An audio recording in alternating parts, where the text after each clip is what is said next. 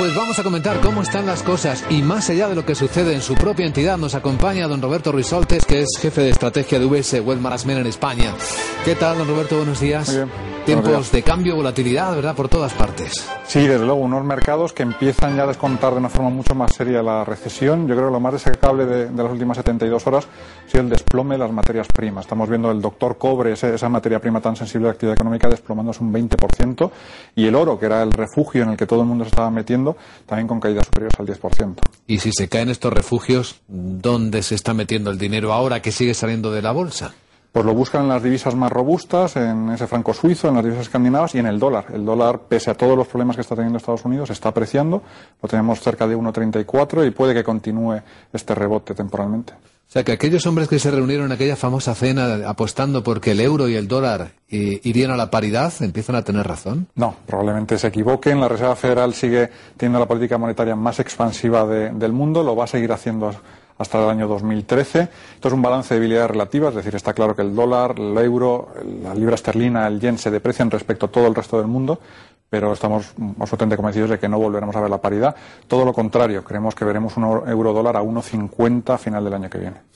Hacemos diagnóstico de cómo están las cosas, el contexto, ¿no? Después de un fin de semana en el que el Fondo Monetario Internacional y el Banco Mundial no han logrado transmitir un mensaje de consenso de los líderes para actuar contra la crisis. Exactamente, ese es probablemente el grave problema que genera desconfianza y es esta incapacidad de los políticos de sacar esta pócima mágica para resolver los problemas en Europa. En Europa seguimos viendo un mercado interbancario disfuncional, los bancos no son capaces de emitir nuevos bonos, el interbancario no funciona correctamente y por otro lado, pues una economía mundial que se va acercando a esa línea roja de la recesión. No debería por qué ser una recesión muy profunda ni muy duradera.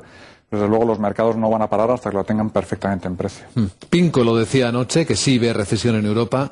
George Soros advertía que puede que a los europeos no les baste con ampliar el FED, famoso, el Fondo Europeo de Rescate, y Standard & Poor's dijo que incluso ampliándolo habría que rebajar la nota a las deudas soberanas europeas. Sí, seguimos teniendo ahí ese problema. Europa está más cerca de la recesión, sin ninguna duda, que los países emergentes o que Estados Unidos. Y en Europa hace falta tocar varios palos. Hay que, desde luego, aislar el problema de Grecia, seguir ayudando al resto de países periféricos y ayudar a la banca. Probablemente la primera tarea que tiene este Fondo Europeo de Estabilidad Financiera sea dotar de suficiente capital a la banca europea. La liquidez ya se la da el Banco Central Europeo, para que desaparezcan las dudas respecto a cómo puedan estar decontaminados. Pero fíjese que ya se han hecho muchas cosas con la banca europea y no terminamos de convencernos de que están preparados para lo peor. Porque en tanto que el mercado siga barajando, aunque sea una pequeña probabilidad de un escenario de quiebras en cadena, como decía Geithner este fin de semana, la banca europea no tiene suficiente solvencia, no por lo que tenga en Grecia, sin ninguna duda, sino por lo que tiene en España, por lo que tiene en Italia. Y por eso es tan importante aislar el problema y dotar de suficiente capital para que desaparezcan estas dudas. ¿Hay capital suficiente para eso?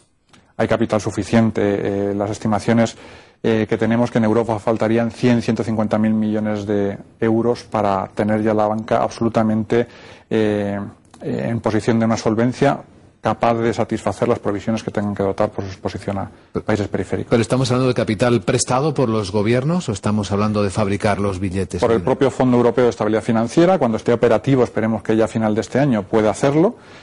Por el FROB, por este fondo francés que también se habla que podría introducir capital a la banca francesa. Capital hay, mecanismos hay, el problema es que nadie está decidiéndose a diluir a un accionista que por otro lado el mercado ya está descontando que esa dilución se va a producir.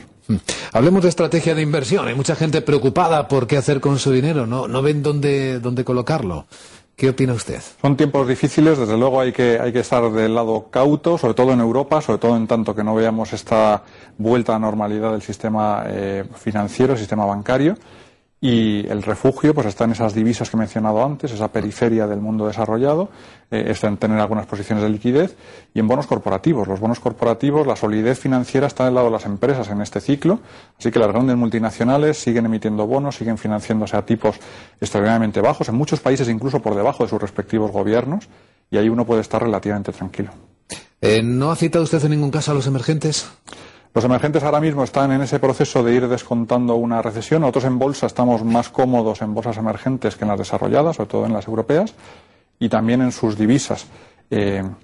pero son momentos difíciles y van a estar sometidos a la misma volatilidad que podamos tener en el resto del mundo. Bueno, pues esta es la escena que comentamos con nuestro invitado hoy al Análisis Capital, don Roberto Ruiz Soltes, jefe de estrategia de UBS Wealth Management en España. Muchas gracias, don Roberto, que tenga usted un buen día. Muchas gracias.